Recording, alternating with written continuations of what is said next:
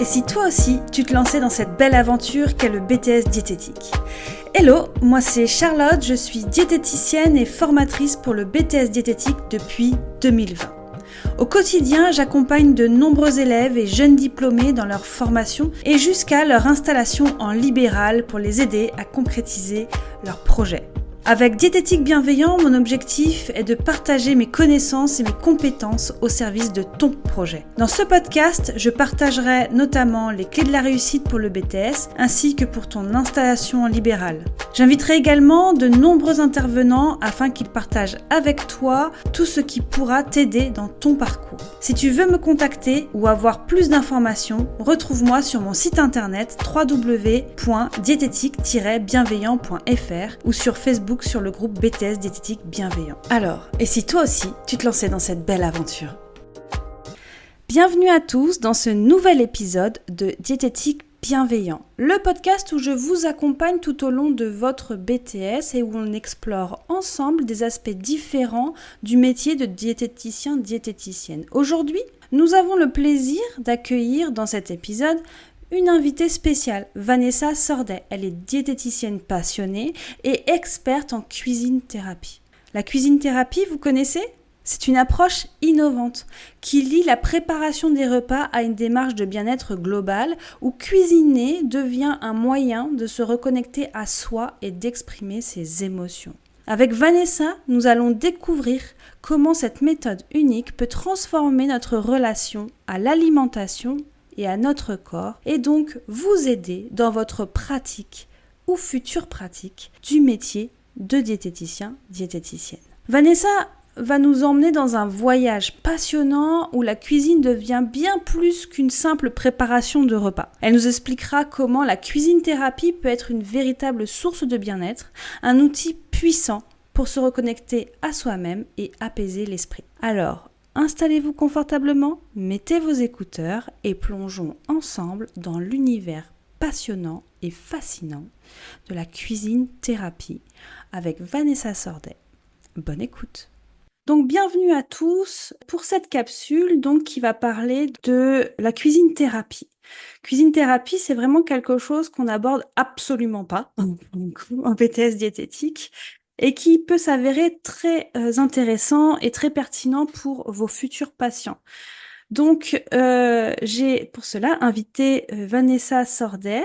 Je vais pas plus la présenter parce que je ne connais pas du tout la cuisine thérapie, pour être honnête. Donc, je vais déjà la laisser se présenter et nous présenter tous les bienfaits de cette technique-là. Si on appelle ça une technique, d'ailleurs, je ne sais pas. Et donc, n'hésitez pas, comme je disais au début, à intervenir, à lui poser des questions et comme ça, on pourra tous y répondre. Bienvenue, Vanessa. Merci. Donc, comme tu l'as dit, je m'appelle Vanessa Sordet. Donc, moi, j'exerce en libéral dans l'Ain. Ça va faire dans quelques jours, dans quelques jours, ça va faire 8 ans que j'ai ouvert mon cabinet en libéral. Donc, comme je le disais tout à l'heure, j'ai fait mon BTS diététique par le CNED. Donc, très esseulée pendant ce BTS parce que je l'ai fait il y a 10 ans, il y a 11 ans maintenant. Et du coup, j'ai eu besoin de beaucoup me former pour aussi faire du réseau après avoir obtenu mon BTS.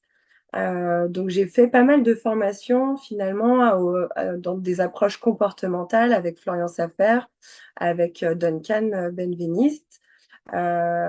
Et puis, j'ai décidé aussi d'aller me former un peu sur d'autres choses que je ne connaissais pas ou peu. Et puis, en fait, moi, je faisais des ateliers de cuisine pour des patients diabétiques. Et j'étais hyper frustrée que ces personnes suivent à la lettre les recettes que je leur donnais.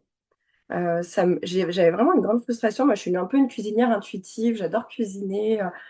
J'aime faire comme ça à l'intuition. Et en fait, je me suis rendu compte dans des ateliers qu'il y avait vraiment une pression autour de la recette. Si j'avais oublié de marquer qu'il fallait mettre du sel, on me posait la question, est-ce qu'il faut mettre du sel? Et je me suis dit, c'est dommage qu'on ne soit pas aussi dans quelque chose de plus intuitif. Et voilà, j'ai commencé à chercher un peu sur Internet et j'ai découvert la cuisine thérapie. Et en fait, donc la cuisine thérapie, c'est une méthode qui a été créée par Emmanuel Turquet. Donc vous pouvez trouver plein d'infos sur son site internet. Donc en fait, Emmanuelle, à la base, elle n'était pas du tout thérapeute, elle travaillait dans une grosse boîte. Et puis, elle s'est réorientée. Elle est devenue art thérapeute, donc elle a fait une formation d'art-thérapie. Et puis, c'était quelqu'un, en fait, qui était très contrôlante sur sa façon de cuisiner. Elle l'explique super bien, mais quand elle recevait du monde, des fois, ça lui prenait une semaine pour prévoir son repas, tellement elle se mettait la pression. Et puis, elle est partie, je crois que c'est en Nouvelle-Zélande. Et en fait, là-bas, bah, elle n'a pas pu utiliser de livres de cuisine pour cuisiner. Et là, elle a fait preuve d'intuition. Et en fait, presque en rentrant de son voyage, elle a créé la cuisine thérapie. Donc, en fait, si vous voulez, pour vous expliquer, après, n'hésitez pas à me poser des questions. En gros, la cuisine thérapie, on pourrait dire que c'est une méthode sœur de l'art-thérapie. Mais en fait, au lieu d'utiliser un médiateur artistique, on va utiliser les ingrédients. Donc, vous imaginez bien qu'en tant que diète, ça m'a forcément parlé parce que justement, il y avait cette idée d'intuition. Il y avait cette idée d'utiliser les aliments autrement que pour les manger, pour faire du bien ou du mal au corps. Voilà, il y avait vraiment l'idée de sortir aussi de ce côté bah, manger bien, manger mal. Non, il n'y avait pas cette idée-là. On était vraiment dans l'idée d'utiliser les ingrédients à travers une création culinaire. Moi, ce que j'aime bien dans cette approche, c'est qu'il n'y a pas du tout d'interprétation des créations. C'est par la reformulation, on est sur une approche humaniste, c'est-à-dire que justement, ce n'est pas de la psychanalyse, on n'est vraiment pas en train d'analyser, ah, vous avez mis du rouge, ça veut dire que ça parle d'amour ou ça parle de la violence. Non, pas du tout. C'est la personne qui va mettre en fait les symboles qu'elle souhaite derrière ce qu'elle va utiliser dans son assiette. Voilà. Donc en fait, un atelier, si vous voulez, est très structuré. On va démarrer par une phase d'accueil. Ensuite, on va faire ce qu'on appelle une météo intérieure. Donc ça va permettre à la personne de venir déposer son état émotionnel, comment elle se sent émotionnellement, mais aussi peut-être physiquement, psychiquement, corporellement. Ensuite, on va avoir ce qu'on appelle des phases d'échauffement. Donc, par exemple, certaines d'entre vous, j'imagine, ou certains, pardon, j'imagine, connaissent par exemple les dégustations de pleine conscience. Donc, typiquement, c'est un outil qu'on apprend lors de la formation et du coup qu'on peut proposer en atelier. Donc là, on est vraiment, si vous voulez, dans la phase d'échauffement, dans l'idée de reconnecter avec son corps, reconnecter avec l'instant présent. Voilà. Et ensuite, on va avoir une phase de création culinaire. Donc, en fait, on va donner un thème pour cette création. Alors, par exemple, là, c'est bientôt les vacances. On pourrait très bien prendre un thème qui paraît hyper anodin. Par exemple, la courgette part en vacances. Et la personne va faire une création autour de ce thème. Et en fait, après, par la reformulation, c'est là où c'est notre place de thérapeute finalement qui va être très importante pour amener la personne à se questionner sur ses fonctionnements, les changements aussi qu'elle souhaiterait peut-être, ses observations. On peut être déjà dans quelque chose de factuel, prendre conscience de ah bah tiens oui en fait j'observe que mon assiette est très rangée, très carrée, voilà, et puis aussi faire mettre des mots finalement sur ce qui a émergé dans le processus créatif. Ok, ouais, Voilà. c'est intéressant. Mais justement, Ouais. avec ce que tu as appris avec Duncan aussi, tout ce qui est pleine conscience, comme on l'a pu le voir dans l'épisode avec Duncan, nous ici, il nous avait fait un exercice de pleine conscience, être dans le moment présent, etc. Je pense que ça aide beaucoup dans cette phase, justement. Puis ça te permet aussi de faire redescendre un peu la pression des gens qui sont des fois un peu stressés aussi. Ça te Ouais. permet aussi qu'ils soient un peu moins stressés, je pense. Totalement. En plus, enfin, vraiment en cuisine thérapie, on n'a aucun objectif de résultat, ni d'esthétique dans l'assiette, ni de bon. Voilà. La création, on n'est pas obligé de la manger. Il y a vraiment cette possibilité de la jeter, enfin, de la partager, de ne pas la manger. Enfin, on fait ce qu'on veut en fait de sa création. Donc, effectivement, l'idée, c'est vraiment de reconnecter avec le corps et l'émotionnel, hein, finalement, faire taire un peu tout ce blabla intérieur. Donc, être vraiment dans l'instant présent aussi de ce qui se passe pour soi, quoi. Et est-ce que tu vas toujours prendre justement en thème un aliment, comme tu disais, là, la courgette part en Ouais. vacances, ou est-ce que tu peux prendre aussi un thème, par exemple, sur le corps, sur Et ben alors, sur le bien-être corporel, la bienveillance, je ne sais pas, quelque chose comme ça? Alors totalement, justement, alors moi maintenant je suis quand même beaucoup plus orientée sur l'image corporelle depuis quelques années on va dire. Euh, je suis formée en photothérapie, donc la photothérapie c'est une approche on va dire, on va utiliser la photo, mais pas des séances photo, mais la photo comme un support de verbalisation aussi sur le vécu du corps. Et totalement, en fait. En fait, moi, j'allie un peu tout ce que je fais en même temps dans mes ateliers. Donc, totalement, on pourrait faire justement une création autour de la part bienveillante. Tiens, ce que j'aime chez moi, ce que je n'aime pas chez moi. Enfin, voilà, en fait, on n'a pas de limite, c'est ça qui est génial, hein. Mais du Et coup, j'ai du juste, mal à voir le lien, par ouais, exemple, d'un thème, parce mm, que moi, je suis très cartésienne oui, oui, comme personne, donc je suis pas du tout créative. Donc pour moi, ouais, c'est hyper compliqué de me dire, on me donne des aliments et j'ai un thème sur la bienveillance ouais. corporelle. Alors là, Mm. franchement, je suis Alors, perdue. oui, et alors effectivement, parce que vu comme ça, je te le jette un peu comme Ouais, ça, mais effectivement, il y a tout un travail. Déjà, il y a un entretien souvent préalable où on va ok, discuter avec la personne sur ses attentes. ouais. Ensuite, la météo intérieure, déjà, on va venir déposer de l'émotionnel.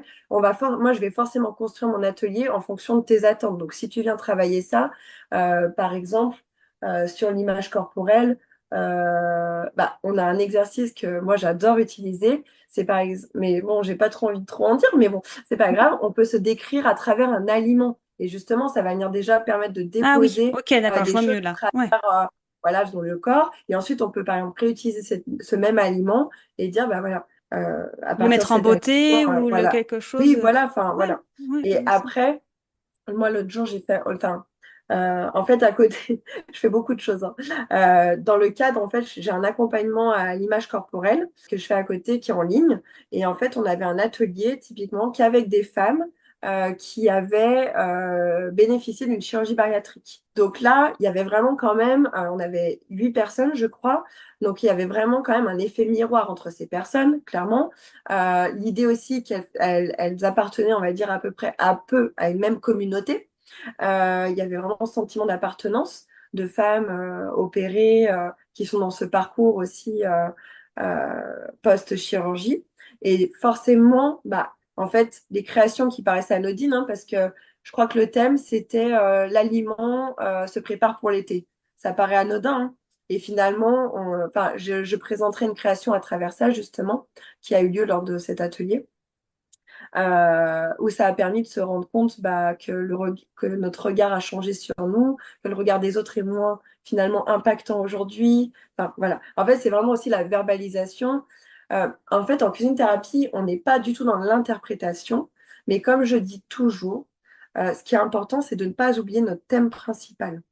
C'est quand on a un thème principal, par exemple, si on veut explorer l'audace, ose tout, l'idée, ça va être quand même d'aller questionner ça, quoi. Si la personne part sur un autre sujet, c'est OK. On n'a pas d'attente en soi, mais on peut aller questionner, tiens, dans ta création, en quoi ça ose tout, en fait, finalement. Et là, ça va déjà être très impactant aussi pour la personne de pouvoir mettre des mots derrière ça. Ce soit elle va prendre conscience qu'elle n'a pas osé, justement. Et tiens, ça serait comment d'oser? Oui. Ah j'aurais pu mettre du vinaigre avec, j'en sais rien moi, avec de la fraise. Ah, et tu as envie Hmm. d'essayer? Et la personne va peut-être pouvoir être amenée à modifier sa création et oser et voir aussi comment elle le vit à l'intérieur d'elle. Tiens, c'était Ouais. comment de sortir de ta zone de confort? Tu Voilà. vois, c'est un peu moins binaire comme justement de ce que tu as Ah pu oui, apprendre et voir, c'est ça, ça sort du binaire, c'est aliments sains, pas sains, ce qu'il faut manger, pas manger. totalement, Là, il n'y a pas de bonne ou de mauvaise réponse. En fait, tout est OK. totalement, totalement. Et après, j'ai prévu quelques petits exemples. Il y en a un là que je vais vous partager, mais que j'ai pas mis dans mon document. Mais par exemple, là, en ce moment, je fais un parcours d'atelier avec une jeune patiente qui souffre d'anorexie mentale et de dépression.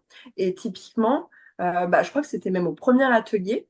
En fait, dans son assiette, elle avait fait une création florale. Enfin voilà, elle avait dessiné une fleur avec de la banane et du chocolat. Et en fait, elle me disait, le chocolat, c'est un aliment que j'ai pas touché depuis des années, en fait. Et juste de le mettre dans sa création, c'était déjà un pas énorme pour elle, parce que c'était s'autoriser finalement à faire différemment. Alors, il y a tout de suite eu un sentiment de peur quand je lui ai dit, ça serait, et par exemple, cet aliment, tu pourrais le manger. Et là, tout de suite, non, non, non, non. Mais parce que je pense qu'il y avait beaucoup de peur que j'impose de manger, même si dans mon cadre, c'était clair qu'elle était complètement libre de faire ou de ne pas faire d'ailleurs, ce que je proposais. Mais déjà, il y avait un pas en avant, quoi, dans cette idée-là. Et Ouais. d'ailleurs, le dernier atelier qu'on a fait, C'était autour de la bienveillance, mais elle avait utilisé de la pêche dedans. Et elle me disait que c'était le seul aliment dans cette création qu'elle était en capacité aujourd'hui de consommer.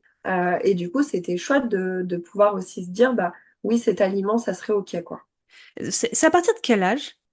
Il n'y a pas d'âge. En fait, moi, l'atelier avec le plus jeune enfant avec lequel je l'ai fait, je crois qu'il avait 6 ans.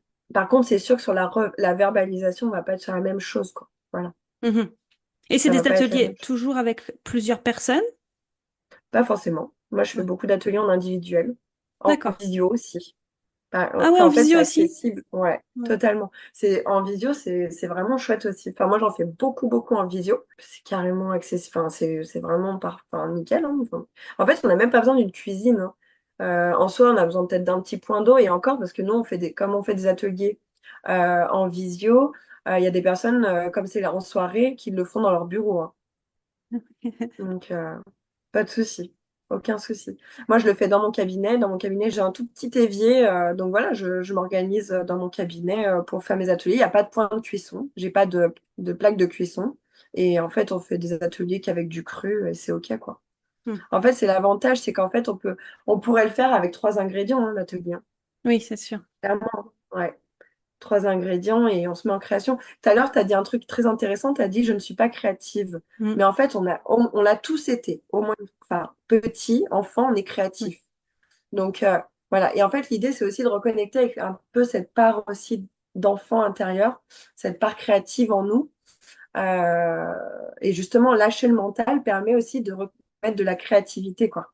C'est vrai, c'est pas faux, ouais. Généralement, Et quand on est oui, trop dans le mental, c'est ça, c'est là où on perd la créativité, parce qu'on réfléchit beaucoup trop, en effet.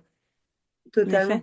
J'ai envie de vous partager un peu mon vécu lors de mon premier atelier que j'ai vécu pour moi, en fait, Hmm. quand j'ai dû, moi, passer en création. Comme je vous disais, moi, j'adore cuisiner. Je crois que j'aime le côté partage, faire plaisir aux autres. Et à la première création, j'avais fait quelque chose que j'estimais, j'imagine, bon. Voilà, très bon, très joli esthétiquement. Même si Emmanuel m'avait dit, pas besoin que ce soit beau, on n'est pas à Top Chef, tout ça. Bah, par la force des choses, parce que dans mon fonctionnement, c'était comme ça. Et en fait, d'autres personnes avaient fait des créations très enfantines. Et moi, mais enfin, j'ai pu le dire, moi, j'ai détesté voir leurs créations. Pour moi, c'était pas possible que je fasse quelque chose qui paraisse enfantin. Et en fait, à la deuxième création, je me suis dit, bon, est-ce que je lâcherai pas avec ce truc-là? Et du coup, j'ai fait une création très enfantine, justement. J'ai utilisé un avocat pour faire une barque. J'ai utilisé, je sais plus quoi, des endives, je crois, pour faire un parasol. Enfin, voilà. Et en fait, c'était assez marrant, comment dire, de voir aussi comment moi je me sentais quand je regardais ma création, parce que j'étais pas à l'aise, en fait, avec ça. Ouais, c'est marrant, hein. Et enfin, c'était. Voilà. Ouais, ouais, ouais. Et typiquement, dans mon vécu justement de cet atelier, au moment de cette deuxième création qui était justement sur une émotion, en fait, la consigne, c'était connectez-vous à une émotion et faites une création à travers ça. Donc, tu vois, il y a tout le processus. On a posé notre météo, on avait fait une dégustation pleine conscience, on avait fait un ancrage avec l'ancrage de l'arbre. Donc, c'était oui, une méditation d'ancrage. Une première création, on avait déjà exploré un peu nos fonctionnements. Et cette deuxième création, et là, j'ai senti une émotion monter en moi qui m'a saisie. Et j'ai dit non, non, j'y vais pas, je veux pas. Donc, j'ai essayé de faire un truc positif. Et en fait, au moment de la phase de reformulation, c'est sorti, quoi. Bah oui. Tout a émergé. Et même si j'avais essayé de créer autre chose, bah, en fait, ça m'a permis de verbaliser typiquement mon ressenti du moment. Et en fait, ça a été génial parce que j'ai compris plein de choses sur moi. J'ai compris plein de choses dans mes besoins, par rapport à mes besoins du moment. C'est fou comment, justement, une petite séance, on peut dire comme ça, enfin, une Ouais, séance en tout cas, peut faire ouais, ressortir énormément de choses sans ouais, qu'on puisse le concevoir à l'avance, qu'on ne connaît pas. On peut pas se dire, oh là là, il va se passer tout ça, je vais comprendre plein de choses. mm, C'est dingue quand même, c'est ouais, fou. ouais, ouais. C'est fou parce que, mais alors, j'insiste, hein, vraiment, dans la formation, on est hyper bien formé à la reformulation. Vraiment, Emmanuel insiste énormément là-dessus. Alors moi, j'ai de la chance, c'est que j'ai été formatrice, donc du coup, en cuisine thérapie, donc du coup, j'ai énormément reformulé. Donc, je suis très à l'aise en reformulation. Mais la phase de reformulation est essentielle, en fait. Elle est très importante parce que euh, les questions qu'on va poser, même si, comme je disais, on n'a pas d'attente et vous le verrez, j'ai mis une création où justement mes attentes étaient très éloignées de ce qui s'est passé lors de cet atelier. Mais en fait, il n'y a pas de réussite ou d'échec.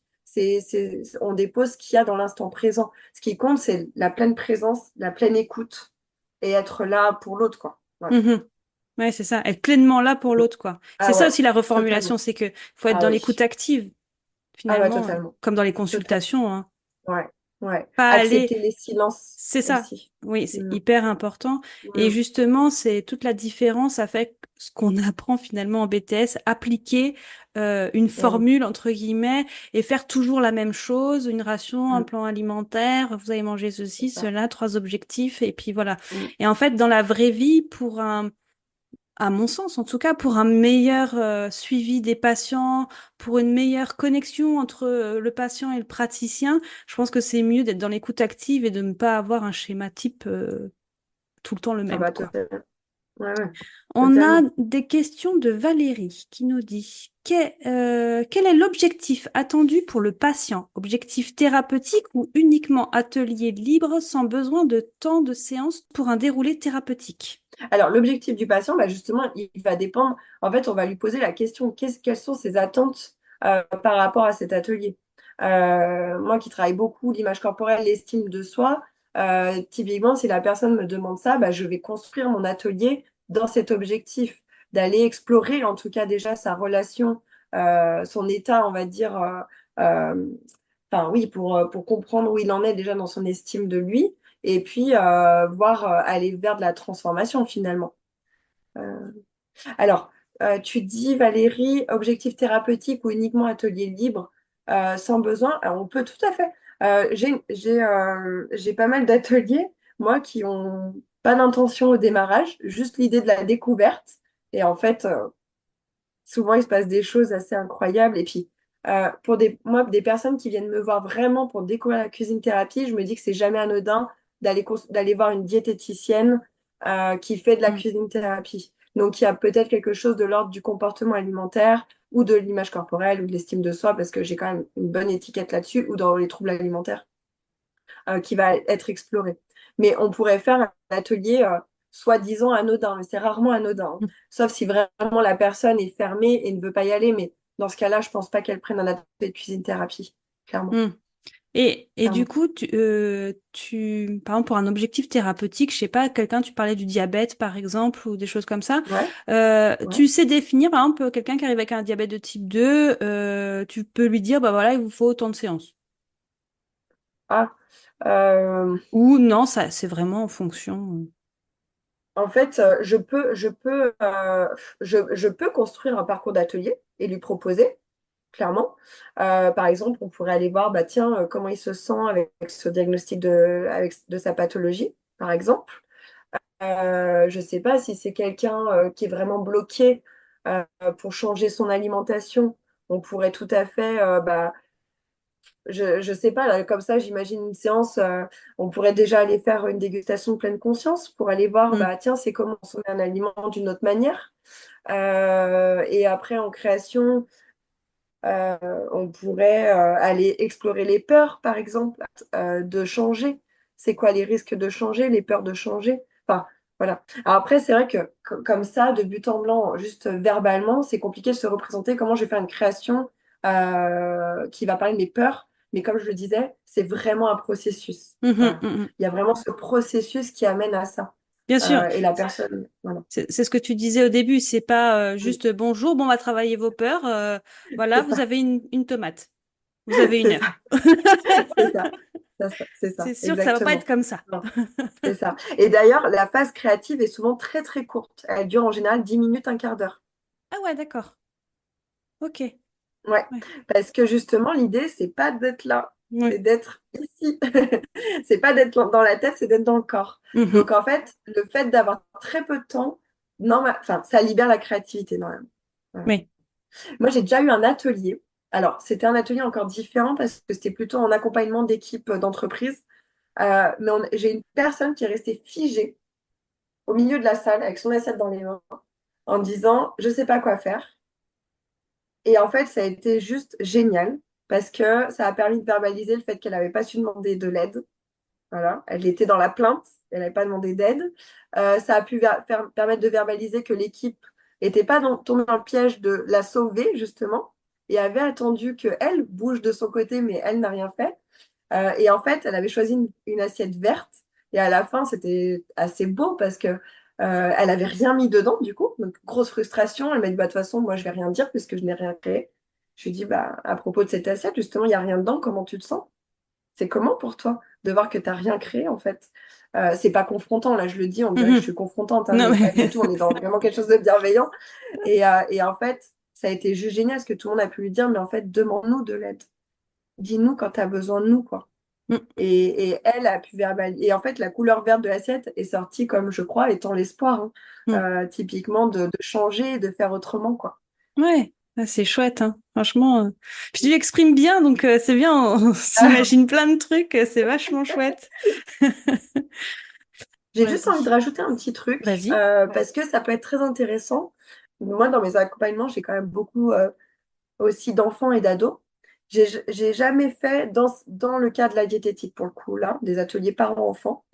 Mais je me dis, et ça j'aimerais le faire, mais j'ai pas eu l'occasion encore, pouvoir faire des ateliers parents-enfants, justement pour travailler la communication aussi dans les familles ou enfin quand on est en consultation par enfant, pour moi en tout cas, ce qui est dur à vivre et ce que je travaille beaucoup en supervision expérience, c'est le parent qui culpabilise beaucoup son enfant sur son comportement alimentaire et tout. Et ça, c'est très dur pour moi.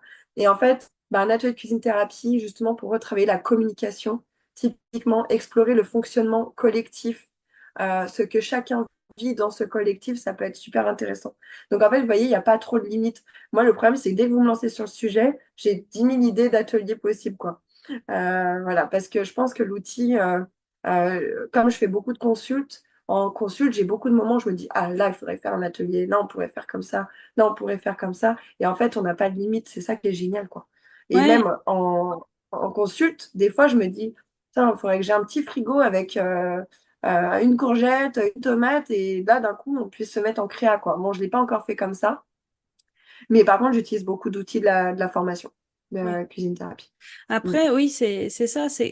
On sent déjà ta passion quand tu en parles. Donc, c'est pour ça que ça transmet Un beaucoup. peu, Euh, un peu et, passionnée. et en plus, ce qui est bien, c'est en fait quand tu t'en parlais, je réfléchissais à la relation parent-enfant.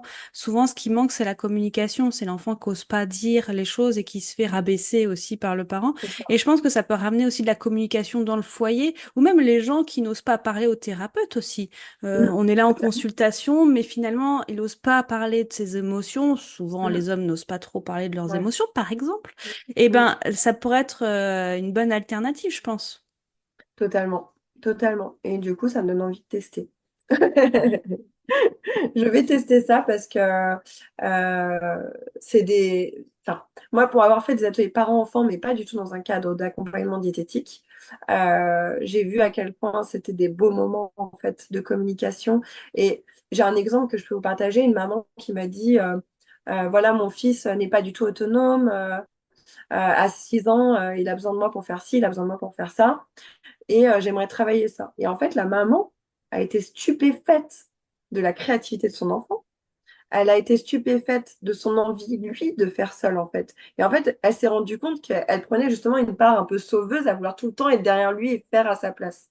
Et en fait, ça a été hyper beau comme atelier parce que ça lui a permis de comprendre qu'elle pouvait lui faire confiance, que même avec un couteau tranchant entre les mains, bah, il s'en sortait. Il était attentif, il était vigilant et il pouvait faire une création. Mm, mm. Donc, Valérie qui demande reconstruire le repas en famille qui n'existe plus dans certaines familles où chacun mange séparément. Ouais, ça pourrait être bien aussi. Ouais. ben, totalement, parce qu'en fait, si on retrouve de la communication, sûrement que les repas seront plus sympas aussi à la maison. Donc, rien que ça. Et puis, ça peut être des objectifs aussi, parce que enfin, la cuisine thérapie, c'est du développement personnel, hein, typiquement. Donc, on est aussi dans l'idée de transformer quelque chose. Alors, attention, je vous le disais, on n'a pas d'objectif de résultat à la fin. C'est-à-dire que nous, en tant que thérapeute, on se détache d'un résultat quelconque, d'accord? Parce que justement, si nous, on a l'intention que ça change quelque chose chez l'autre, c'est là où on risque d'être, on n'est plus dans de l'humanisme, hein. On est vraiment dans quelque chose où on pousse l'autre. Et en fait, l'idée, c'est de faire avec ce que la personne a en capacité, enfin, avec les capacités de la personne et ses ressources. Mais déjà, montrer les ressources, montrer, bah, tiens, regardez, là, vous avez réussi à communiquer. C'est quoi les clés de réussite de votre communication finalement? Mm, mm. Bah, déjà, ça Oui, change les choses, c'est quoi. guidé et pas dirigé, quoi, finalement. C'est Exactement. vraiment. Ah oui, on est guide, clairement. Mm, Clairement. On tient la main, mais on est à côté, on n'est ni devant ni enfin, mm, derrière, mm. j'espère pas, parce que si on tire l'autre, on le freine, c'est pas bon, hein. Mais on est vraiment à côté du patient et dans cet objectif de juste l'amener à verbaliser. Je vous partage les créations. Vas-y. Donc, alors, cette création, je remets un peu. Donc là, elle a lieu dans le cadre de mon accompagnement à l'image corporelle, donc Remarquable Paulette. Et donc là, en fait, donc c'était un atelier avec des personnes qui avaient bénéficié d'une chirurgie bariatrique. Si on cherche à interpréter la création, je ne sais pas ce que vous voyez, mais en tout cas, quasiment rien de ce qu'on pourrait interpréter de but en blanc ne va ressortir dans la verbalisation de la personne. N'essayez pas de lire, ça sert à rien, je vais vous expliquer un peu la création. Donc là, juste pour vous dire, le processus, c'est qu'on avait fait une méthode intérieure, on avait guidé les participantes à choisir un ingrédient et se décrire avec cet ingrédient. Donc là, la personne avait choisi la fraise, voilà. Et donc, le thème, c'était la fraise part en vacances ou se prépare pour l'été. Non, se prépare pour l'été. Voilà, c'était ça le thème. Sachant que c'était leur première création. Donc, elles font leur création. On leur avait laissé 10 minutes. Voilà. Et en fait, alors, je vous ai pas mis tous les échanges qui ont eu lieu parce qu'on ne pourrait pas. Mais au départ, c'est une création qui paraît légère dans la verbalisation de la personne. Bah voilà, j'observe qu'en fait, donc à gauche, c'est la fraise. Donc c'est la fraise, c'est la personne. On va l'appeler, je sais pas, Jade. Donc c'est Jade qui est sur son tapis de course qui se prépare pour vivre son été. Donc les 3 mois avant l'été, elle s'est préparée de manière assez intensive finalement pour se sentir bien sur la plage parce que le regard des autres compte beaucoup. D'ailleurs, elle vient de bénéficier d'une chirurgie bariatrique, donc je crois que ça faisait 3 ou 4 mois qu'elle avait eu sa chirurgie. Donc elle était en train d'observer que son corps était en pleine transformation, mais qu'il y avait encore du travail. Voilà, on échange à travers sa création, comment elle se sent, tout ça.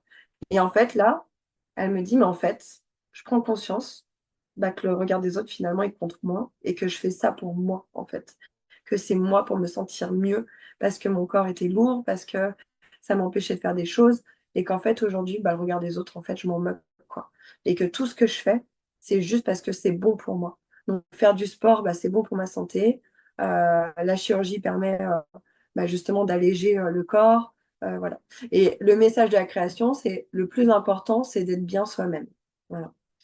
Alors, là, c'est vraiment un autre contexte. Donc, c'est la création d'une personne que je suis, alors qui est une adulte, une dame qui vient tout juste d'avoir 50 ans, qui souffre d'anorexie mentale chronique. Donc, elle souffre d'anorexie depuis qu'elle a 15 ans, avec une prise en charge très retardée. Voilà. Donc, je l'accompagne, moi, ouais, depuis 3 ou 4 ans, je crois. Donc pareil, on a démarré par l'idée de choisir un ingrédient et se décrire. Et en fait, elle avait choisi un tout petit poivron, un mini poivron orange. Donc dans son écrit, en gros, elle dit que le poivron, bah, il est tout petit, mais en même temps, il a de la couleur, parce qu'il aime quand même bien qu'on le voit, mais quand même, il est petit. Donc voilà, c'était assez symbolique par rapport à la maladie, puisqu'elle est très mince, très amaigrie. Euh, Donc, du coup, je lui propose une création autour de le poivron ose tout. Et donc, sa création, c'était l'idée d'un apéritif partagé. Euh, Alors, attendez, je relis parce que du coup, j'ai d'autres choses qui me viennent par rapport à cette création. Voilà, donc là, en fait, sa création, elle symbolise des valeurs de partage, justement, autour d'un apéritif. Et je la questionne. Ils sont une famille de 5, avec 3 enfants, 3 garçons, qui sont des ados adultes, hein, adultes même. Et du coup, je viens questionner sur la quantité qu'il y a dans l'assiette. Puisqu'on est dans l'idée du partage, vous voyez bien la quantité. On a des demi-feuilles d'endive avec un cerneau de noix. Voilà, en fait, finalement, cette assiette, il y a très peu de choses. Et du coup, là, elle me dit effectivement, en fait, c'est quelque chose qu'on travaille aussi, c'est le fait de faire des quantités pour les autres. pas, pas adapté à elle parce que elle mange peu, mais eux ont besoin de se nourrir. Et du coup, elle prend conscience qu'effectivement, c'est peut-être un peu léger, quoi. Ensuite, dans sa création, elle va symboliser deux parts. L'autre, donc l'autre, c'est la maladie, euh, qui est représentée par les noix et l'huile. Et ça symbolise le trop, en fait, trop de présence de sa maladie. Et puis le poivron, c'est la part rebelle. Donc c'est la patiente en ce moment qui essaye de se rebeller contre sa maladie, qui essaye de vaincre cette maladie. Bon, c'est voilà, celle qui dit fuck, hein, c'est la patiente qui dit ça, qui dit fuck à l'autre, voilà, et qui lui dit laisse-moi goûter. Alors, elle ne goûtera pas cette création parce qu'elle a mis de l'huile de partout et que c'est pas concevable en l'état actuel des choses. Mais voilà, enfin pour moi en tout cas qui la suis depuis longtemps, déjà de prendre conscience que les quantités sont pas adaptées pour la famille, c'était déjà un grand pas. Et le message, alors après parce qu'il y a toute une phase de verbalisation aussi autour de la création, et en fait elle se rend compte qu'elle est tout le temps en train de planifier les choses, de tout organiser, qu'il ne peut pas y avoir du vide, justement, que tout son temps est rempli. Et en fait, du coup, elle utilisera cette création, enfin, en tout cas, le message de cette assiette pour dire arrête de tout planifier. Elle prend conscience de toute la pression qu'elle se met parce qu'elle elle se met beaucoup de pression aussi dans ce que les autres mettent dans leur assiette. Enfin, il y a une pression permanente, en fait. Il n'y a jamais de rien. Et elle me dit que bah, dès le lendemain, en fait, elle met en application, elle va faire un temps de rien. Voilà, un temps non planifié pour faire ce qu'elle a envie de faire. Et elle l'a fait. Voilà. Donc, ça paraît peut-être pas comme ça quand je l'explique, mais c'était un pas énorme. Oui, et puis quand c'est marrant parce que quand on voit l'assiette comme ça, toute seule, on se dit bon, ça c'est anodin. Bon, voilà, Mm. il y a de l'endive, des noix, du poivron. Bon, on se dit bon, en effet, c'est un peu pauvre. Mais après, quand tu connais tout le contexte et voir tout ce qui s'est passé, et ce qui peut en ressortir, je pense que oui, t'as quand même une avancée sur cette patiente, Ouais. ça, qui est quand même important, quoi. Déjà, de se rendre compte pour quelqu'un d'anorexique, se rendre compte que les quantités là ne sont pas viables pour tous, c'est en effet, je trouve que c'est un grand pas, hein. Totalement. Et puis c'était important pour moi à un moment de lui proposer cet atelier parce que justement on était beaucoup dans le mental tout le temps, tout le temps, tout le temps. Et je me suis dit, mais tiens, si j'allais faire enfin, si j'allais explorer de la créativité, de la création avec elle, quoi. Alors, typiquement, je pense que ça s'est pas présenté dans le déroulé, mais j'aurais pu demander aussi qui a mis de l'huile finalement dans cette assiette pour ne pas la consommer. Alors, sans interpréter, mais au moins poser cette question, quoi. Mm. Elle part là, qui met de l'huile de partout, parce que finalement, cette assiette n'est plus consommable en l'état Ouais. pour la patiente qui en souffre. Donc, enfin, en fait, la phase de reformulation, bah, elle est essentielle. On ne pourrait pas laisser une personne avec sa création comme ça. Ça n'aurait aucun sens, ça ne servirait à rien, quoi. C'est Bien sûr. vraiment cet échange qui va être puissant, en fait, hein. Oui, c'est ça. C'est dans cette reformulation que justement elle se rend compte des choses, parce que sinon elle aurait fait ça, elle aurait fait bon bah voilà, c'est fait. Totalement. Oui, j'aime bien le partager, puis voilà. Ouais. Et puis c'est tout, quoi. Voilà. Et en fait, moi, j'aime bien quand même à l'issue de ça, euh, pas toujours, hein, mais en tout cas souvent dire, bah tiens, ça serait quoi votre intention là, suite à l'atelier pour les jours à venir? Qu'est-ce que ça pourrait changer pour vous? Et qu'est-ce que vous souhaiteriez mettre en place? Et des fois, je pose même pas la question à la fin de l'atelier. Je fais souvent un retour écrit bah, tel que vous l'avez là. En fait, ça, c'est une capture d'une page de retour parce que je mets la météo, je mets tout, hein, tout le déroulé de l'atelier. Et du coup, souvent, à la fin, je pose des questions comme ça. Qu'est-ce que vous avez appris sur vous? Sans forcément me répondre, hein, mais qu'est-ce que j'ai appris sur moi? Qu'est-ce que je retiens de cet atelier? Qu'est-ce que ça peut changer finalement à l'avenir d'avoir déposé ce que j'ai déposé, quoi. Alors, là, alors ça, c'est un parcours d'atelier que je fais en ce moment avec une patiente qui souffre aussi d'anorexie. C'est une jeune fille, j'ai un doute sur son âge, qui doit avoir 13-14 ans. Voilà. Pour moi, c'est particulier de faire un atelier qu'une jeune fille, enfin quelqu'un d'assez jeune, comme ça, parce que j'avais pas forcément beaucoup de recul, en tout cas, sur la capacité d'utiliser de la symbolique, en tout cas dans une assiette.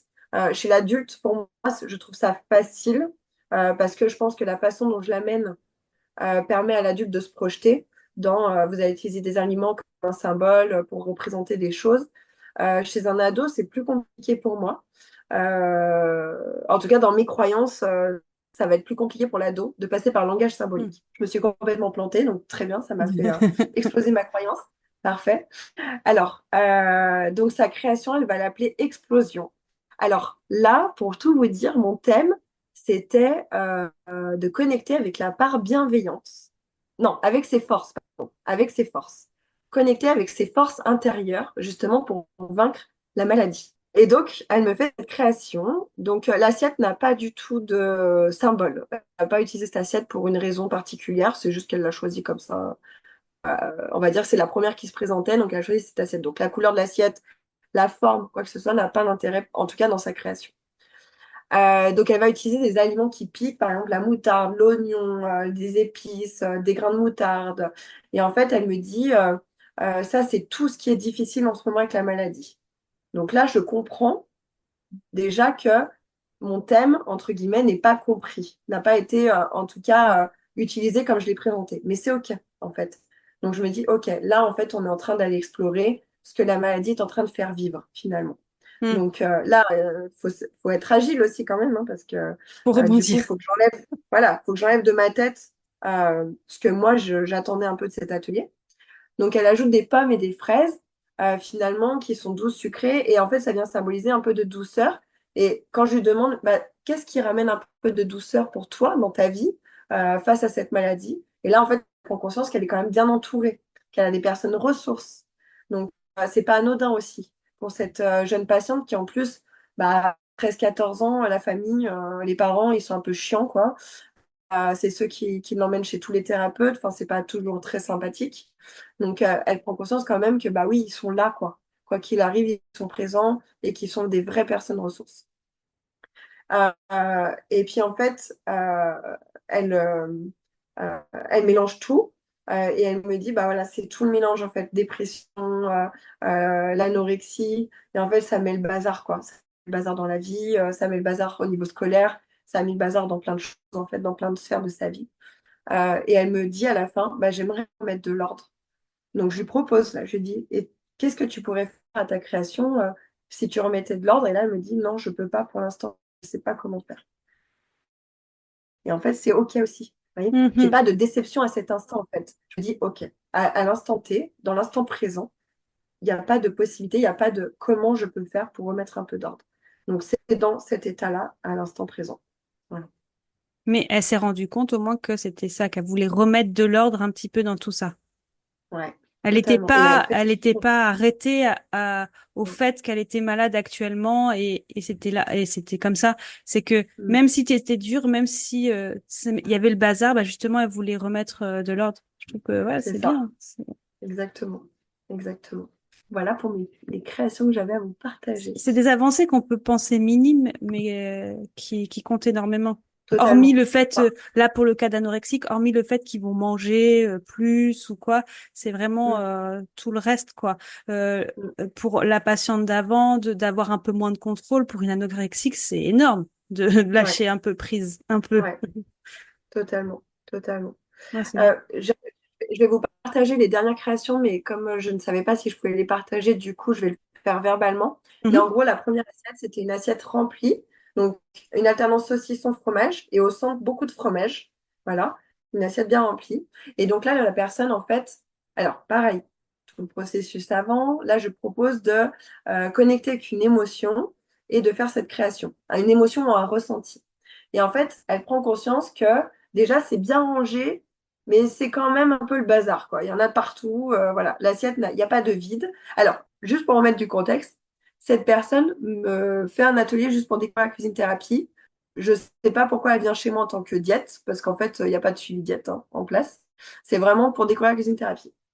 On fait en visio. Donc voilà, donc elle prend conscience qu'il n'y a pas de vide dans son assiette, que c'est toujours rempli. Et elle me dit même, mais en fait, là, je pourrais tout mettre dans ma bouche, quoi. Clairement. J'aurais presque envie de ça. Et en même temps, j'ai envie d'alléger. Donc forcément, au moment où elle me dit j'ai envie d'alléger, je lui propose, je lui dis qu'est-ce que tu auras envie de faire? Est-ce que tu auras envie de modifier ta création? Donc elle me dit oui. Donc là, elle repart en création et tout. Donc là, sur une planche en bois, elle va mettre ses tranches de saucisson tout alignées, mais moins. Elle va mettre un peu de fromage. C'était des tranches de fromage, donc elle va mettre des tranches de fromage sur un côté, mais il y en a moins. Et elle va prendre ses dés de fromage qu'elle va mettre sur un autre côté. Et là, elle regarde sa création, donc je lui demande comment elle se sent. Elle me dit, bah, en fait, je me rends compte que je me sens super bien face à ça. Et que, en fait, c'est vachement plus confortable pour moi, bah, qu'il y ait même un peu de vide, en fait, que ça me donne plus envie. Voilà. Et en fait, c'est quelqu'un qui souffre d'hyperphagie. Je pense qu'elle en a, oui, elle en avait conscience, clairement. Et du coup, ça a amené un suivi diététique derrière. Voilà, un accompagnement. Et en fait, ce qui est chouette, c'est que c'est quelqu'un que je suis quand même depuis un petit moment. C'est que des fois, je fais un petit rappel par rapport à la création. Quand il y a des phases un peu down, et ben, du coup, on retourne aussi voir cette création, alors qui serait complètement différente aujourd'hui, hein. Si on refaisait, d'ailleurs, elle a refait un atelier il n'y a pas si longtemps, et c'était beaucoup, enfin, elle est allée vraiment sur quelque chose de positif, une fleur de lotus qui s'ouvrait, qui découvrait plein de choses hyper positives sur elle. Enfin, voilà. Donc, il y a vraiment une évolution, mais moi, en tout cas, ça a été un super support aussi d'accompagnement diète et qui n'a pas démarré par un accompagnement diététique, justement. Donc, Ils ont tous un accompagnement diététique à côté, sinon, la plupart. alors, la jeune fille là où cette explosion, c'est pas moi qui fais l'accompagnement diététique. Elle est venue vers moi uniquement pour la cuisine thérapie. Mais quand même, comme on est sur une patiente assez fragile, du coup, la maman a préféré aller voir une diététicienne formée à la cuisine thérapie. Après, j'ai des accompagnements qui n'ont rien à voir avec la diététique, hein. Je fais du coaching d'équipe, je fais des Ah choses oui, ce que comme tu vas ça. en... bah oui, ce que tu vas en entreprise aussi. Oui, ouais, ouais, ouais. Ok. Je fais des choses qui n'ont rien à voir avec la diète, donc j'ai mes casquettes là, je jongle avec mes petites casquettes. Et puis, mais c'est chouette en fait. Je pense qu'on a vraiment la chance de faire un métier qui nous ouvre des portes à l'infini en fait. Ouais. On peut faire plein de choses avec notre métier. Je suis Donc, totalement d'accord avec toi. Je le ouais, dis tout le temps, surtout voilà, quand on décide de se mettre à son compte, hop, on ouvre une micro-entreprise, ça prend pas très longtemps et c'est facile. Et on peut faire après tout ce qu'on mm, veut. clairement, C'est vraiment, clairement. on a Aussi tellement bien de de la possibilités. prévention. Ouais. Là, je vais faire une intervention dans des écoles primaires. J'ai une demi-heure par classe, ça va être des journées remplies, 8h30, 16h. On va faire des dégustations pleine conscience de pommes, justement. Et sur une petite demi-heure, voilà. Bah, déjà, rien que pour moi, ça, c'est un peu de la cuisine thérapie, dans le sens où c'est un outil qu'on utilise en cuisine thérapie.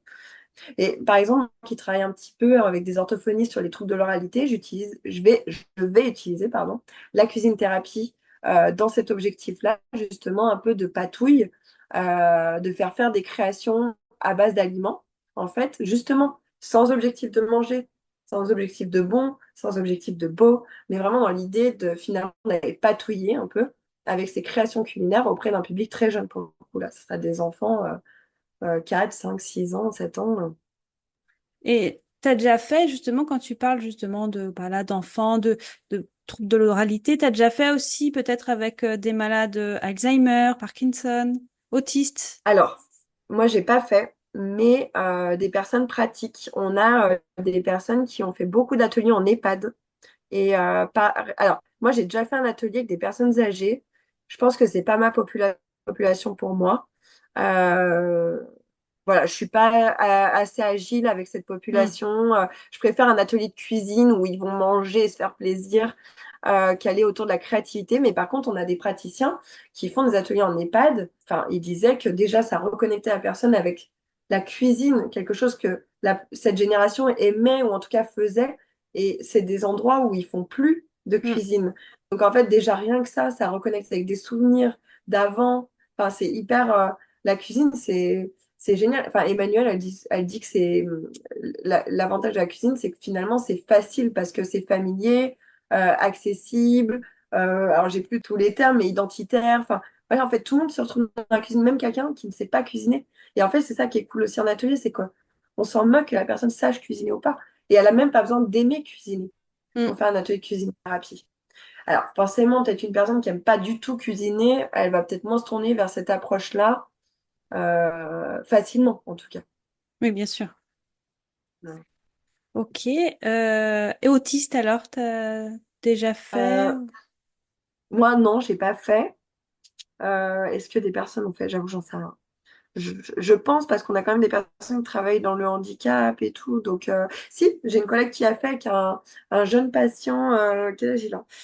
je pense qu'il a 12 13 ans et qui était justement très compulsif avec l'alimentation et ça venait un peu de Mm. l'autisme. Mais j'avoue, je De sais pas ce que retour. ça, Ouais. ouais, j'ai pas le retour.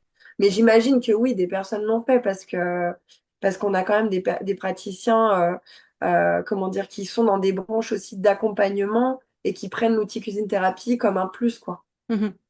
Et justement, là, tu parlais des praticiens.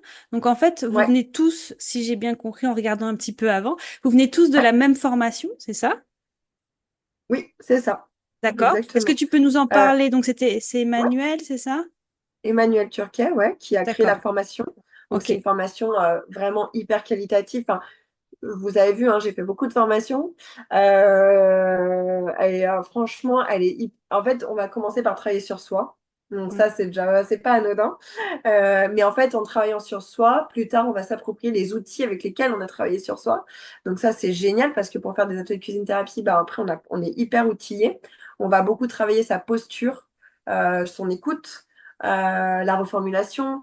Enfin, voilà, c'est quand même une formation hyper complète. Et puis après, il y a vraiment le côté très pratico-pratique. Voilà, on va faire un atelier, on va faire un retour sur cet atelier. euh, et puis les formatrices font des retours.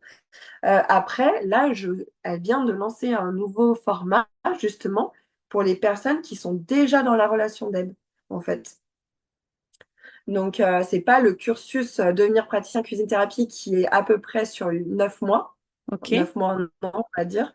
Mais vraiment, alors, j'avoue, je connais pas les tenants et les aboutissants de ce nouveau format. Euh, mais en tout cas, elle va donner finalement, je pense, les clés quand même de la cuisine. Bah, oui, elle va le faire parce que si on C'est la veut base. pratiquer un atelier de cuisine thérapie, il faut avoir les notions. Mais je pense qu'il y a des choses où, moi, personnellement, il y a plein de choses quand même où j'aurais pas forcément eu besoin. Ça m'a pas fait de mal, hein, clairement, de faire tous les rappels sur l'écoute et tout. Je pense que ça a vraiment fait évoluer ma posture d'accompagnante, ça c'est sûr. Mais je pense que là, c'est plus quelque chose d'un peu plus condensé Mm. pour pouvoir mener des ateliers de Plus cuisine sur la thérapie. pratique, Mais quoi, ça, que tout, ouais, tout, exactement. ok. Et c'est Voilà. en présentiel, en visio, c'est comment? Alors, la formation est 100% visio. Ok. Par contre, il y a des temps de présence. Voilà. Si vous faites le cursus, on va dire, normal qui est en place depuis 2018, je crois, si je ne me trompe pas, là, il y a un temps de présence bah, chez votre formatrice, en fait. Vous allez faire un atelier de découverte, donc vous allez vivre un atelier pour vous. Et puis, le deuxième temps de présence, c'est l'atelier de fin. Donc, vous allez vivre, en fait, c'est une journée entière, c'est génial. C'est pas du tout un examen. C'est une journée justement pour évaluer sa posture. D'accord. Voilà. Ok. Et toi, tu es formatrice aussi ou tu es que Je suis plus praticienne? formatrice depuis fin juin. Voilà. Ok. J'ai arrêté parce que je pouvais plus tout faire. Voilà. J'arrivais plus à tout mener de front. Ok. Amandine qui nous demande s'il y a que des diètes qui suivent la formation ou s'il y a d'autres praticiens. Non, non, parce que en fait, tout le monde a un projet un peu différent, hein. Bien sûr, les diètes ont une affinité avec l'accompagnement des troubles alimentaires, de l'image corporelle, de différentes sphères. Il y en a qui vont avoir une appétence bah, plus pour ce qui est EHPAD, dans l'idée de reconnecter avec sa créativité, avec sa part d'enfant. Enfin voilà, donc là, moi, par exemple, on a une des praticiennes qui va pas mal en EHPAD, donc Nathalie, euh, elle est, j'ai peur de dire une bêtise, mais elle était infirmière ou elle est encore infirmière de formation et elle accompagnait en soins palliatifs, par exemple. Donc c'est un public, on va dire, où elle est plus à l'aise que moi, par exemple. On a une personne, Angela, par exemple, qui fait beaucoup d'ateliers pour les enfants, qui n'est pas diète. Elle a fait une reconversion 100%. On a des personnes qui font des ateliers par enfant, une personne aussi qui, elle, enfin, est alors c'est en Belgique, donc je ne sais plus les termes comment c'est, mais psychothérapeute de couple et qui fait des ateliers pour les couples. Voilà. Après, on a des personnes issues de la reconversion, donc c'est-à-dire qui lâchent complètement leur ancien métier pour faire ça. Donc, ils vont trouver leur cible, on va dire, les personnes qu'elles vont accompagner. Et puis aussi bah, des diètes, justement, qui vont utiliser l'outil dans leur consultation. Ouais, c'est vaste, c'est bien. Parce que tu peux avoir. Ouais, En plus, même en formation, finalement, quand on rencontre d'autres gens, c'est bien aussi d'apprendre des ah autres bah, pratiques, totalement. je trouve. Ouais, C'est clairement. super intéressant. Mm. Et j'ai vu, tu en as parlé un petit peu tout à l'heure. Ouais, Toi, t'as les remarquables Paulettes, c'est ça? ouais, c'est ça. Est-ce que tu peux Ouais, nous en parler un petit peu? ouais. Alors, donc moi alors c'est pas moi toute seule, Oui, c'est c'est pas toi, avec tout à vous êtes deux, ma c'est ça? super, voilà, c'est avec ma super Gaëlle, donc Gaëlle Pario-Baquès. Donc Gaëlle, bah en fait, on s'est connus grâce à la cuisine thérapie. On a été formatrices, en fait, on s'est rencontrés en étant en formation ensemble. Moi, j'étais très admirative de tout ce qu'elle faisait et elle était très admirative de ce que je faisais. Mais en fait, on n'osait pas se le dire. Et en fait, quand on est devenu formatrice, on est devenu amis, clairement, parce que ça nous a permis de mieux nous connaître, nous avoir beaucoup plus de temps d'échange ensemble. Et en fait, Gaëlle, elle avait envie. Alors, Gaëlle, elle est infirmière de formation, spécialisée en nutrition. Elle est infirmière en entreprise. Elle travaille au Luxembourg. Et en fait, elle est praticienne EFT. Voilà. Et en fait, elle était très attirée par le côté justement rapport au corps, image corporelle, estime de soi. Et en fait, elle a eu l'idée de créer un accompagnement 100% en ligne sur l'estime de soi et l'image corporelle. Et en fait, il y a un an, quelques mois après, elle m'a dit, mais en fait, c'est avec toi que j'ai envie de faire ça. Et du coup, j'ai foncé tête baissée dans le projet et on a construit un accompagnement en ligne, donc sur 3 mois sur l'estime de soi et l'image corporelle. Et on propose de la cuisine thérapie au sein de cet accompagnement. Voilà. Ok, super. Ouais. Donc ça, c'est vraiment venu cette dernière année parce que là, ça fait vraiment 3 ans que je me forme à fond sur l'image corporelle et tout ce qui est estime de soi. La cuisine thérapie, on va dire, m'a amené à ça, en fait, finalement, à découvrir le développement personnel et à me dire, ouais, mais en fait, j'adore ça. J'adore la diète. Franchement, j'adore mon métier. Mais des fois, j'en ai marre aussi du côté, je veux maigrir, je veux perdre du poids. Je suis J'avoue que des d'accord. fois, ça me gonfle, hein, je vais pas vous mentir, et que j'avais envie d'aller voir autre chose parce qu'en fait c'est beaucoup plus profond, vous le verrez en consultation, mais moi je trouve que il y a vraiment des blessures très fortes chez les personnes, un vrai travail d'estime de soi, de confiance en soi à faire, et en fait je manquais clairement d'outils, quoi, clairement. Mhm. Et quand j'ai découvert la cuisine thérapie, ça m'a aidé à travailler ça en consultation grâce à plein d'outils de développement personnel. Et après, bah, construire le programme, c'était en fait une évidence, quoi. Mhm. Et du coup, on n'accompagne que des femmes, 100% féminins. Voilà, sur nos réseaux, si vous voulez nous suivre, on fait pas mal de publications en lien avec ça. Enfin, voilà, on parle de ça, quoi. Mhm. Vraiment, de l'estime de soi. On n'est pas on n'essaye pas de créer une nouvelle injonction, il faut vous aimer, mais plutôt développer une relation plus apaisée, en fait. Valérie qui nous demande quelle qualité nécessaire Ouais. pour être thérapeute en cuisine thérapie? Quelle qualité? Eh ben, j'ai envie de dire bienveillance, beaucoup, beaucoup, beaucoup de bienveillance et de non-jugement, parce que justement, on est dans l'idée d'accueillir l'autre tel qu'il est de manière inconditionnelle. Donc, on fait avec ce qui se présente.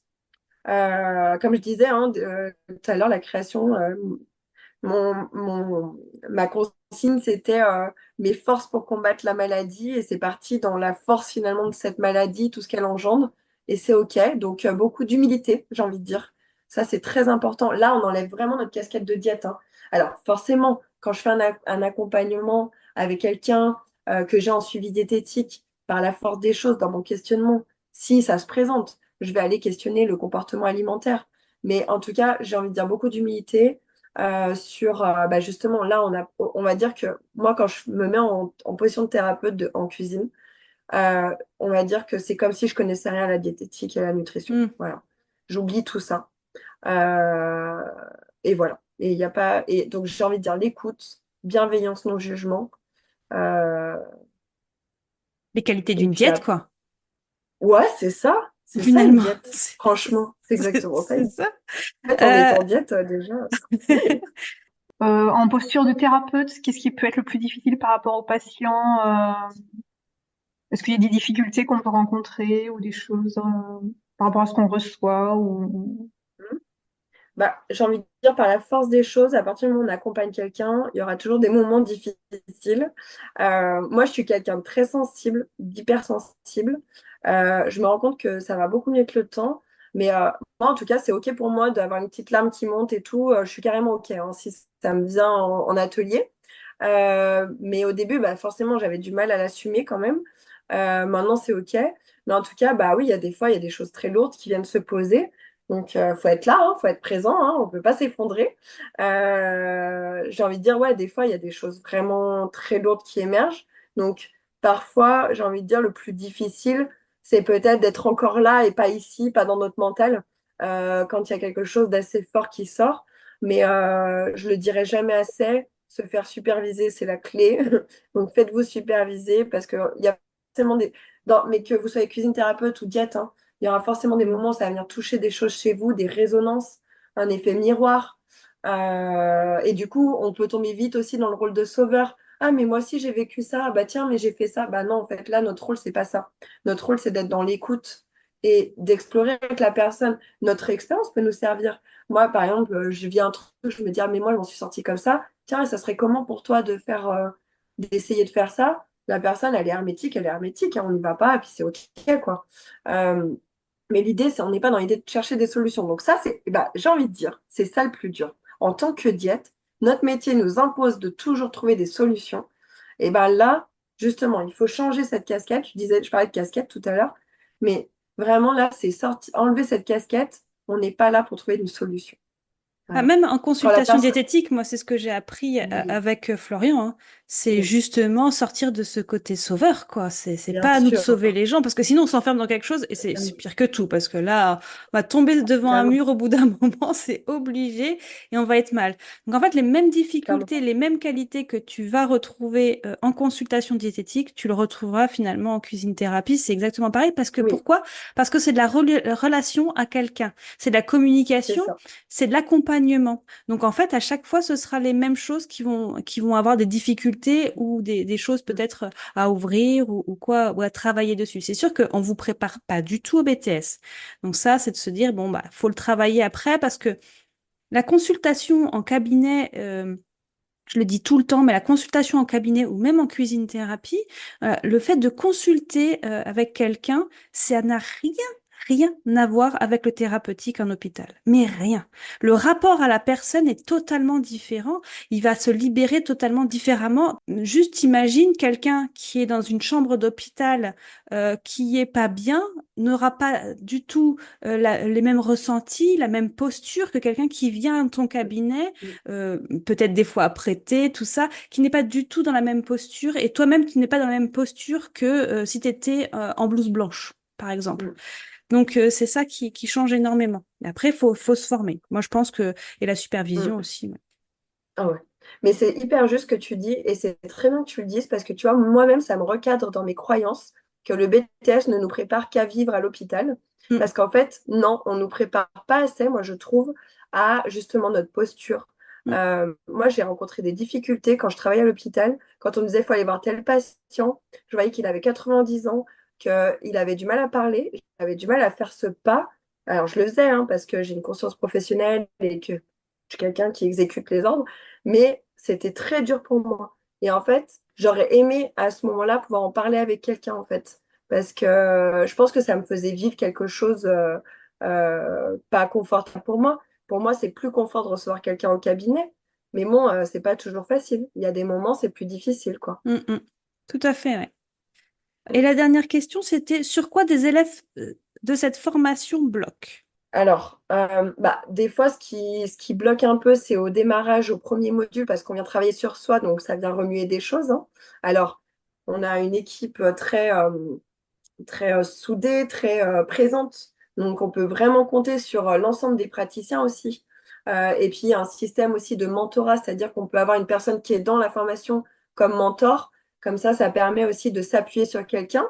Mais nous, on conseille quand même d'avoir un suivi à côté si ça vient vraiment remuer des choses. Donc, des fois, au module 1, ça bloque un peu parce que comme c'est le travail introspectif, bah, ça peut venir réveiller des choses de notre propre histoire. Et puis après, bah, j'ai envie de dire peut-être les diètes moins que les personnes qui sont en totale reconversion, mais la reformulation, forcément, c'est vraiment un processus parce qu'on est dans l'idée de faire plutôt des questions ouvertes, d'aller explorer le comment et non pas le pourquoi. Et du coup, bah, ça change un peu notre façon de faire et de penser, enfin, de réfléchir aux questions qu'on va poser aux personnes. Mais comme je le dis, c'est en forgeant qu'on devient forgeron. Donc c'est en s'entraînant, en se plantant, que finalement on devient aussi un bon reformulateur, quoi. J'ai envie de dire. Donc en fait, j'ai envie de dire, c'est les deux choses sur lesquelles, à la limite, je vois le plus de blocage. Voilà. Et c'est comme lors de votre BTS, les exercices, il n'y a que ça de vrai. Ouais, c'est Pour ça. réussir, S'entraîner. il faut s'entraîner, s'entraîner, s'entraîner, c'est vrai, hein. C'est même en supervision, c'est intéressant. Même ça, je le répète à chaque fois, mais pour moi, c'est vraiment ce qui m'a beaucoup aidé et je pense que ça aide aussi beaucoup de gens. C'est les cas cliniques de Florian qui sont vraiment super, vraiment. Mais ça aide tellement, déjà ça ouvre quelques portes. Après, ça fait pas tout, mais ça permet d'ouvrir quelques portes et de voir un autre aspect des consultations ou comment aussi se débrouiller quand on est justement face à un mur à une consultation et c'est hyper bien. Totalement. Et en plus, enfin, vraiment, il rend ça tellement accessible, Mm. enfin, financièrement, on va pas se Ouais. mentir, hein. Quand on démarre, au début, on n'est pas, on n'a pas beaucoup de ressources et franchement, enfin, moi, j'admire Florian pour ça et même beaucoup d'autres formateurs, hein, clairement, qui essayent, en tout cas, d'avoir des choses accessibles, quoi. Ouais, je suis d'accord. Ouais. Super, bon, c'est super intéressant. On a vu plein de Mhm. choses. J'espère que ça vous a plu. J'espère que vous avez appris des choses si vous connaissiez pas. Moi, j'ai appris plein de choses. Est-ce que sinon, Vanessa, tu veux rajouter quelque chose? On S'il a y en fait a le qui tour. veulent vivre un atelier de cuisine thérapie pour découvrir, parce que c'est possible, hein, alors, s'il y a une question pour la Ouais. formation, il faut aller sur le site. Oui, oui, vous pouvez aller sur le site. En fait, il y a une zone de contact et puis vous prenez contact directement avec Emmanuel, ce sera plus simple. Voilà, et puis comme ça, vous aurez toutes les infos. Et je sais plus ce que je voulais dire du coup. Pour vivre un atelier de cuisine thérapie. Ah oui, oui, alors, ça se fait en visio, mais alors, justement, sur le site de la cuisine thérapie, vous avez la carte des praticiens. Donc, quand vous allez dans la formation, enfin, devenir praticien, je crois que c'est devenir praticien, vous descendez tout en bas, parce qu'elle est bien cachée, vous avez la carte des praticiens. Donc, si vous voulez trouver un praticien autour de chez vous, bah, au moins, vous aurez la carte. Ou sinon, vous pouvez faire un atelier en visio avec n'importe qui. Il n'y a pas que moi en diète qui est Mhm. formée. Donc, il y a Céline Hémin qui est à Toulouse. Je vais en oublier, donc ça craint. Là. J'aurais pas dû commencer à dire des prénoms. Dominique Boger, Poitiers.